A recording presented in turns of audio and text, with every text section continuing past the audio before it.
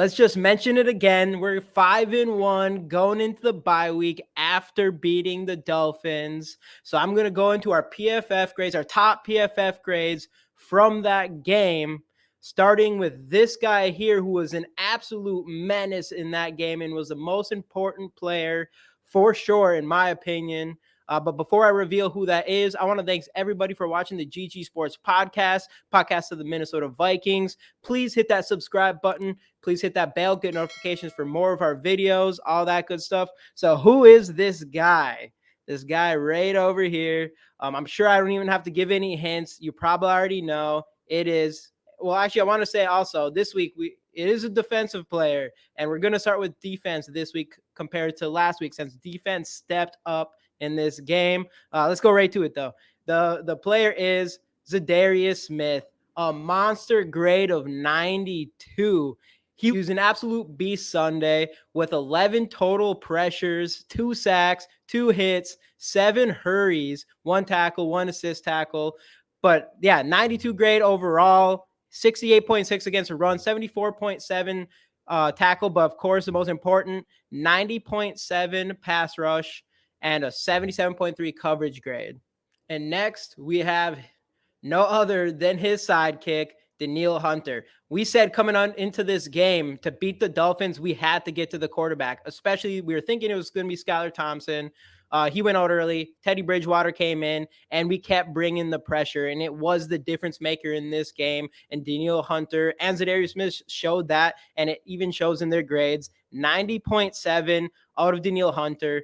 That is massive. He had a 73.6 run defense, 75.4 tackle, and 86.6 pass rush with also a 77.2 in coverage.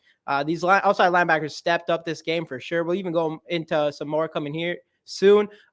6 total pressures, 1 sack, 2 hits, 3 hurries, 4 tackles, 1 assist. What a game for this dynamic duo that we've been waiting to see this all season long, and it's here, and hopefully it keeps coming after the bye week. Number 3, we got Patrick Peterson, who also stepped up in a huge way this week. 89.9 PFF grade with that huge interception, huge stops. You didn't hear his name in coverage pretty much the entire game, and that shows in the grades as well. That 89.9. He had a 77.8 tackle grade and a 90.2 in coverage. And that might be the highest coverage grade of the season that I've seen yet. And that is huge. And Patrick Peterson stepped up in a big way. And if he keeps playing like this, I think teams are going to have a hard time beating us, man, because outside of that, I think our defense played absolutely great that game, but the scheme was still a little shaky. So we need our players to step up and be the players they're supposed to be. At number 4, we have Patrick Jones, another outside linebacker now, who stepped up again for 2 sacks. It was massive with 4 total pressures, 2 sacks, 2 quarterback hurries, a 72.4 pass rush grade. He stepped up too. That was probably the biggest game of Patrick Jones' career that I can think of. And man, if he steps up and all our outside linebackers step up and we can get to the quarterback, I think the possibilities are endless. The possibilities are endless. Number 5, another guy that could have, I don't think his PFF grade shows exactly, but I think he made a massive difference in this game. He had that one crazy interception and that huge forced fumble on Jalen Waddle. That one play was the most important play in the game by far by Harry, the Hitman Smith. Man, he's been around forever, and he just comes in and he's just plays out of his mind consistently for years. He had a 65.6 coverage grade. His grade wasn't absolutely crazy, but he made some of the biggest plays of the game, if not 2 of the biggest plays of the game, pretty close. Let's jump into the rest of the defensive PFF grades from this game. I'll blow it up for you. We already went through the top 5 there. One guy we missed was Brian Asamoah. He only had 3 total snaps, but I guess he did. He was highly effective in those, 82.7. James Lynch, who who actually played quite a bit, 65.2, Cameron Bynum, 63.1, Ross Blacklock, 60.5, Jalen Naylor. So this must have been, so you got a big chunk here where it must have been that play where they tried to go for it on fourth down. I think it was a fake punt, I believe. And then we stopped them because you got all these guys stopped that and got some grades. Jonathan Bullard, 58.8. Harrison Phillips, 56.7. Cam Dancer, 55.2. Wasn't his best grade, but he's against Tyreek Hill and Jalen Waddle, which even shows even more about how well Patrick Peterson did. Jordan Hicks, 50.1. Delvin Tomlinson, 47.9. Eric Kendricks, 45. Chandler Sullivan, 41.9. And Luigi Villian. I don't know, I probably butchered that, but whatever.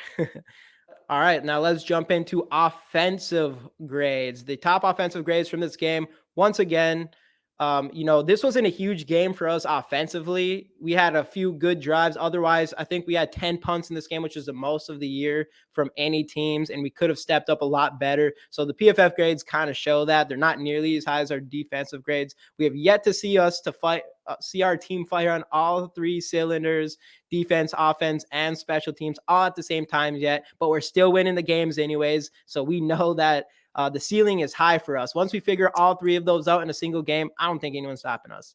Speaking of someone that's unstoppable, Justin Jefferson in 76 with our top offensive grade. Isn't too crazy, but he still had 6 receptions, 107 yards. He is that guy. A quiet 107 yards that nobody will talk to, but we'll keep adding that to his yardage. At number 2, we got Adam Thielen, a 73.3, who ended up having 4 catches for 36 yards and a touchdown. You could tell that Kirk Cousins wanted to go through to Adam Thielen a lot this game. I am really even though our offense didn't do a ton this game. Yes. I'm definitely happy that we're starting to get it to more of our receivers and moving the ball around a little bit more. And I do think it opens up the offense because a couple drives that we did have on offense were actually really good, but then the rest of them were not good at all, I feel like. But we still won the game, so who cares? At number 3, Brian O'Neill. If I was going to say the weakest point of this entire game, I'm going to blame it on the offensive line, and maybe not so much Brian O'Neill's fault this game, but Ed Ingram and man, our whole interior, I think we were just getting blown up a lot, and there was a lot of pressure on Kirk Cousins. And we couldn't really get the ball rolling on the run other than Delvin Cook's big run. Probably get into that a little bit, but 71.6, still a solid grade for him. The rest of the offensive line wasn't the best day. Kirk Cousins at number 4, 71.5. He was a little off here and there, but still, he still stepped up in the big moments when we really needed to score, like he's been doing all year long. And I think in one of my last videos last week, or last short, I believe it was, short, TikTok, whatever, I said, you got to get this guy some more chains. And they definitely did. He got everybody's chains, JJ's chains, Brian Asamoah's chains, everybody's chains. And it's working, man. Keep giving this dude chains, make him feel that swag, comes out and then he brings it to the field, and we keep winning these games, especially after the bye week when we want to come out firing on all cylinders. At number 5, KJ Osborne, kind of a big drop off here. Once again, I said it was nice that we're getting the ball to our other wide receivers. 61.5, nothing too crazy. He ended up with 3 catches for 18 yards. You could probably bring up Irv Smith. I think he's on this list. I think Irv Smith had actually a pretty bad PFF grade. Actually, we'll go into the rest of the offensive PFF grades right now. I'll blow this up again. So we got Justin Jefferson, like I said, Adam Thielen, Brian O'Neill, KJ Osborne. All right. So Delvin Cook, 60.9. He had that he didn't really go anywhere for that entire game, but I was calling he was going to break out a run this week, and he had a huge one. A huge 53-yard run touchdown, I believe, 60.9. Oli Udo, 60. Ed Ingram, 58.5. Garrett Bradbury, 58.2. Christian Darrisaw, even, who's been on arguably our best player on this team this year, with a 58.1. Jalen Rieger or Ezra Cleveland, 57.6. Obviously, you can tell the offensive line did not play well. Jalen Rieger, 56.7. Alexander Madison, 54.4. Johnny Munn, 52.2. CJ Ham, 50. And Irv Smith was the last, 46.9. He did have a touchdown catch, and we are trying to get him the ball more, but he did have that fumble that could have been very costly.